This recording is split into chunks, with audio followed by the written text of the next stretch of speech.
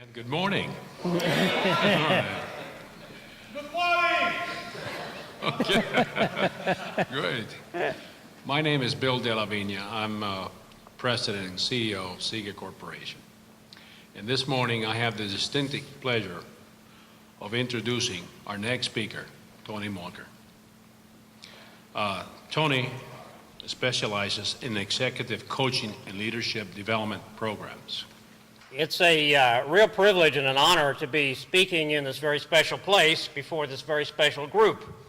I love working with entrepreneurs, and to be in a room full of them is sort of my ideal situation.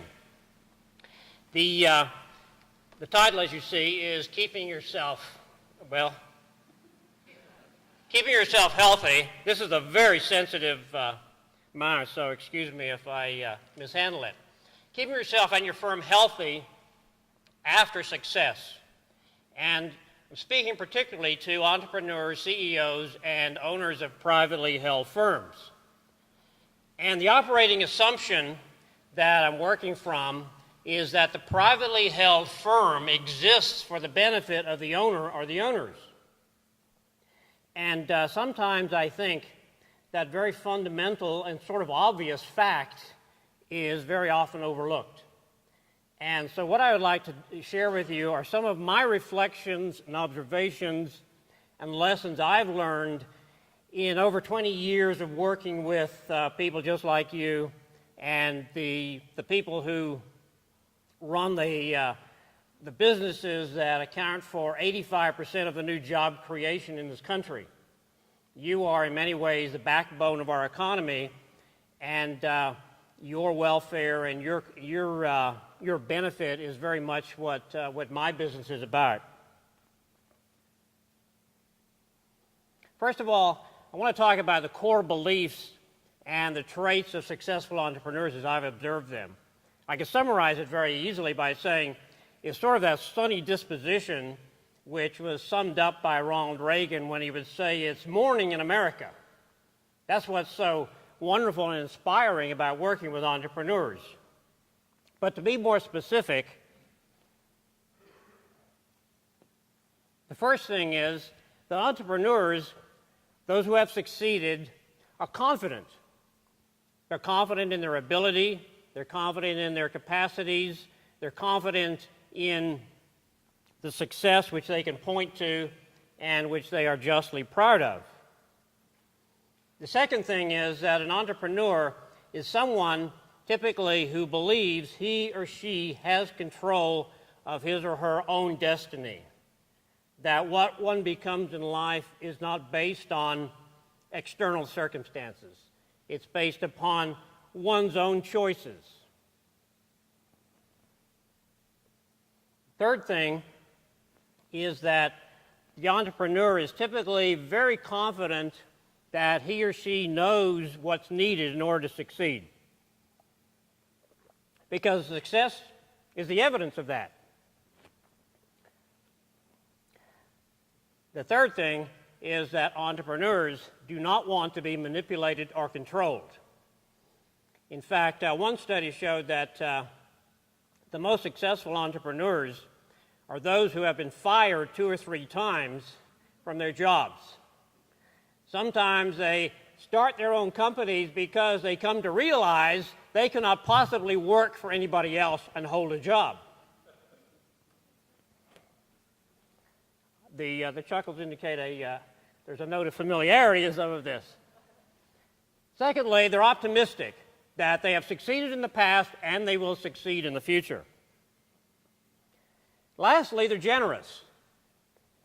My experience, this is not, none of these are 100% with everybody to the full degree, but my experience is that people who are successful as entrepreneurs, they are generous with other people. They like to give away lavishly. They like to reward lavishly. It is a part of what they find rewarding in being successful. I'll talk more about that later. Now, these core traits and beliefs, in my observations, are those traits and beliefs which are almost essential to success as an entrepreneur. If you don't have them or you lack them in a significant degree, probably you need to be working for somebody else. However, these are the same traits and beliefs, if carried to an extreme, that can undo your success. And so one of the things I want to talk about today is how these beliefs generate an almost inevitable kind of stress and conflict once you reach a certain level of success. And I want to talk about what the implications of that are and how you can manage it and perhaps how you can decrease it. In running an entrepreneurial business, there are many, many stages, but I want to simplify it into two for the sake of time. There are two basic phases and two basic tasks. The first, in the startup phase, you're talking about differentiation. It may be only you and one other person, and you have to figure out how we're going to divide up all of the tasks, making sure that we have a full list of everything that needs to be done. In the success phase, and you have to define that for yourself. For some companies, it's when you've reached 25 employees. For some, it's when you've reached 1,000. The bigger problem is not differentiation. The bigger problem is integration. Let me explain this a little bit in more detail. Differentiation. It's sometimes advised that every company, no matter how small, ought to devise an org chart. There's the book, The E-Myth, on why most small businesses fail, says this is an essential part of building a successful enterprise. You need to detail every function that is going to have to be done, and as a startup, it may just be you and me, and we fill different boxes, and we cross different lines of control.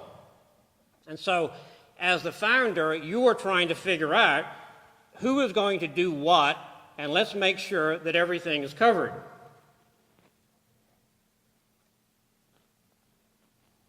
And the way in which entrepreneurs typically exercise their power is in 4 or 5 different ways. The result is that conflict between the CEO and these executives is almost inevitable. The core beliefs and attitudes of the CEO are challenged. And there's probably no more traumatic, upsetting experience in any of our lives than having our core beliefs challenged and our core sense of self challenged. It now looks like the CEO does not fully control his or her destiny, but it's partially, and sometimes it seems largely, in the hands of others. Big adjustment. Also, maybe no longer does this person know what is best, what needs to be done. People tend to operate in a panic mode. Some of you may know that I'm a private pilot, and I used to do a lot of recreational flying, and I've also done some aerobatic flying. And so I did a lot of studying and research on aviation safety. And what I came to find out is that in an emergency in the cockpit, your biggest enemy and your biggest danger is panic.